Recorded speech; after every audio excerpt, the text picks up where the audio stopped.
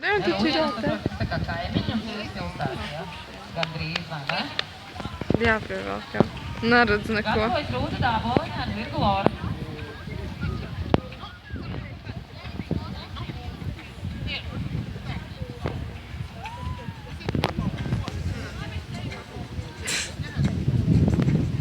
Nu jā.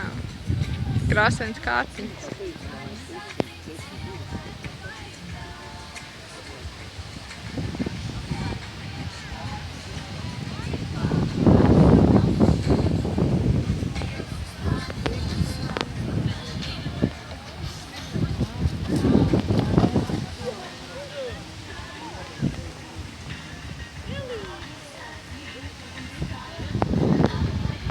Tātad mums šajā maršrutā vēl būs palikuši pēc līdz 2 dalībnieki, tātad jo tālāk būs jau, protams, azartiskāki mēs kļūsim.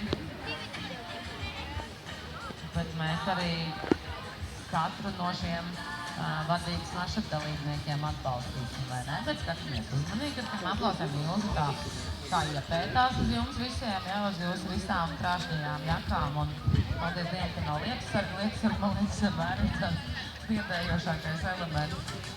Tā kā neizmantosim lietasargi šodien, mēs papustēšu.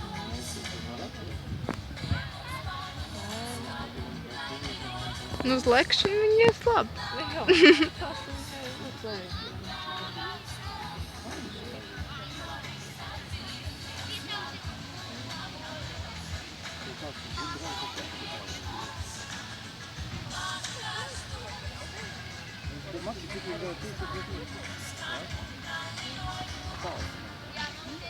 Šeit jūs redzējāt, kad man ļoti patika Ilzes darbība. Mēs parasti ievērojam tādas mazas niansītes. Ja? Jūs redzējāt, ka Ilze tā kā neticēja, ka šeit ir droši iet garām tumbām, nojumēm. Man ļoti patika, ka Linda viņa izskatījā, varbūt ir taisnām viņā tieši tā, bet garām pieliekot skaisti mierīgi rociņu pie kakla. Ja? Tātad šajā momentā jātnieks nomierina savu zirdziņu, dodot viņam zināt, ka viss kārtībā tevi neapēdīs, ja? Jo būtībā zirgi baidās tikt apēsti, jo viņi nezin, ka tā nojuma neapēdīs viņus. Viņiem nav tā drošības sajūta. Un man ļoti patīk redzēt tās nianses, kad jātnieki nomierina savus zirdziņus.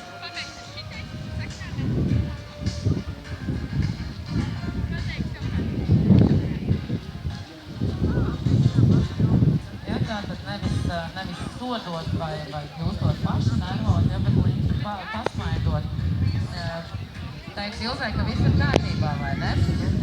Linda, jūs esat maleči un ierodaties pēc godam nopelnus balviņus. Man tiešām ir liels prieks šāda veida jātnieks, un man prieks, ka šāda veida jātnieki arvien vairāk rodās, ja? Jo nervozi mēs varam būt kaut kur citur, tikai ne uz zirgiem. Un pat ja viņš kādreiz nostrādā tādus tikus un niķus, ar lielām dusmām neko mēs nepanāksim.